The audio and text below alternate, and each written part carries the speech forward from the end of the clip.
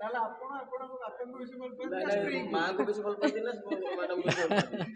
ଶାଶୁକୁ ନା ମ୍ୟାଡାମକୁ? ନାଇଁ ଡେଫିନେଟଲି ମାଆକୁ ହିଁ ଭଲ ପାଇବାଟା ରହିବ ଅଧିକା।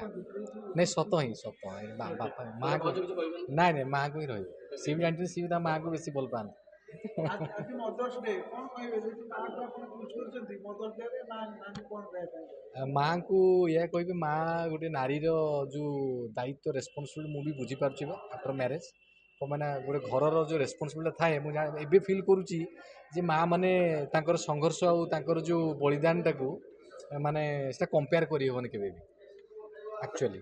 ଭାଇ ଗୋଟେ ଏଜ୍ ହେଇସାରିଲା ପରେ ସାଧାରଣତଃ ବାପା ମାନଙ୍କୁ ହକ୍ କରି ହୁଏନି, ଆପଣ ହକ୍ କରିପାରନ୍ତି ଏବେ? ନାଇଁ ସେ ସୁଯୋଗଟା ଆସିପାରୁନାହିଁ। କ'ଣ ପାଇଁ ନା ଆମର ଓଡ଼ିଆ ଫ୍ୟାମିଲିରେ କେଉଁଠି ନା କେଉଁଠି ସେଇ ଯେଉଁ ଗୋଟେ ଥିନ୍ ଲେୟାର ରହିଯାଇଛି, ମାନେ ସେଇଟା ଗୋଟେ ସର୍ଟନ୍ ଏଜ୍ ପରେ ସେ ଜିନିଷଟା ହେଇପାରେ ନାହିଁ। ମାନେ ସେଇଟା କାହିଁକି ହେଇପାରେ ନାହିଁ ସେଇଟା ପ୍ରଶ୍ନ ହେଇପାରୁନି, କିନ୍ତୁ ଭଲ ପାଇବାଟା ରହୁଛି। ମୁଣ୍ଡିଆ ମାରିଲେ ସେଇ ଜିନିଷଟା ଆମେ ଫିଲ୍ କରୁଛୁ, କିନ୍ତୁ ସେ ଯେଉଁ ହକ୍ କରିବାଟା ଛୋଟବେଳେ ସେଇ ଜାଗା ରହିଯାଇଛି। ସେଇଟା ପ୍ରାକ୍ଟିକାଲ ସତ କଥା। ଏବେ ଇଚ୍ଛା ହୁଏ ହକ୍ କରିବା ପାଇଁ? ହଁ ହଁ ବିଲକୁଲ ହୁଏ। ମାନେ ଯେତେବେଳେ ମୁଁ ଇମୋସନାଲ ହେଇଯାଏ ବେଳେବେଳେ ଏକା ବସେ ଭାବେ ଯେ ସେଇ ଟାଇମ୍ରେ ବାପାଙ୍କର ଯେଉଁ ଡେଡିକେସନ୍ ଥିଲା, ମୁଁ ପଢ଼ିଲା ଟାଇମ୍ରେ ମୋତେ ରୋଷେଇ କରିକି ଦେଉଥିଲେ, ଆମେ ଗୋଟେ କ୍ୱାର୍ଟରରେ ଥିଲୁ, ଇଏ ସବୁ କରୁଥିଲୁ, ମା ନଥିଲେ, ଇଏ କେୟାରିଂଟା ତାଙ୍କର ମା ନଥିଲା ମାନେ ଆବସେଣ୍ଟଟା ସେଇ ଯେଉଁ ତାଙ୍କର କେୟାରିଂଟା ମୋ ପାଇଁ ସେଇଟା ମୁଁ ବହୁତ ଫିଲ୍ କରେ, ବେଳେବେଳେ ବହୁତ ଚିନ୍ତା କରେ। ଧନ୍ୟବାଦ। ସେମାନେ ଆସିକି ସିନେମାଟାକୁ ପୁଣି ଥରେ ଦେଖନ୍ତୁ ଆଉ ଜାଣିପାରିବେ ଓଡ଼ିଆ ସିନେମା ବର୍ତ୍ତମାନ କେଉଁ ଯାଏ ପହଞ୍ଚିଲାଣି, ଆଉ ଆମେ ତାଙ୍କୁ ଭଲ ପାଇବା ନିଶ୍ଚିତ ଭାବରେ ଚାହୁଁଛୁ, ଆଉ ସେମାନେ ଭଲ ପାଇଲେ ହିଁ ଆମ ଓଡ଼ିଆ ସିନେମା ଆଗକୁ ଯାଇପାରିବ। ଦେଖିବାକୁ ମିଳିଥିଲା ତ ଯେଉଁ ଦାୟିତ୍ୱ ରେସ୍ପନ୍ସିବିଲିଟି ମୁଁ ବି ବୁଝିପାରୁଛି ଆଫ୍ଟର ମ୍ୟାରେଜ୍।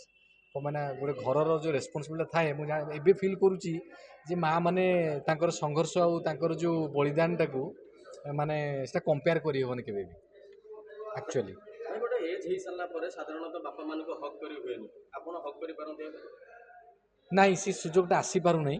କ'ଣ ପାଇଁ ନା ଆମର ଓଡ଼ିଆ ଫ୍ୟାମିଲିରେ କେଉଁଠି ନା କେଉଁଠି ସେଇ ଯେଉଁ ଗୋଟେ ଥିନ୍ ଲେୟାର ରହିଯାଇଛି, ମାନେ ସେଇଟା ଗୋଟେ ସର୍ଟନ୍ ଏଜ୍ ପରେ ସେ ଜିନିଷଟା ହେଇପାରେ ନାହିଁ।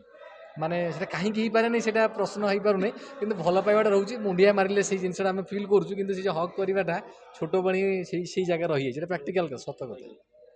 ଏବେ ଇଚ୍ଛା ହୁଏ ହକ୍ କରିବା ପାଇଁ? ହଁ ବିଲକୁଲ ହୁଏ। ମାନେ ଯେତେବେଳେ ମୁଁ ଇମୋସନାଲ ହେଇଯାଏ ବେଳେବେଳେ ଏକା ବସେ ଭାବେ ଯେ ସେଇ ଟାଇମ୍ରେ ବାପାଙ୍କର ଯେଉଁ ଡେଡିକେସନ୍ ଥିଲା, ମୁଁ ପଢ଼ିଲା ଟାଇମ୍ରେ ମୋତେ ରୋଷେଇ କରିକି ଦେଉଥିଲେ, ଆମେ ଗୋଟେ କ୍ୱାର୍ଟରରେ ଥିଲୁ, ଇଏ ସବୁ କରୁଥିଲୁ, ମା ନଥିଲେ, ଇଏ କେୟାରିଂଟା ତାଙ୍କର ମା ନଥିଲା ମାନେ ଆବସେଣ୍ଟଟା ସେଇ ଯେଉଁ ତାଙ୍କର କେୟାରିଂଟା ମୋ ପାଇଁ ସେଇଟା ମୁଁ ବହୁତ ଫିଲ୍ କରେ, ବେଳେବେଳେ ବହୁତ ଚିନ୍ତା କରେ। ଧନ୍ୟବାଦ।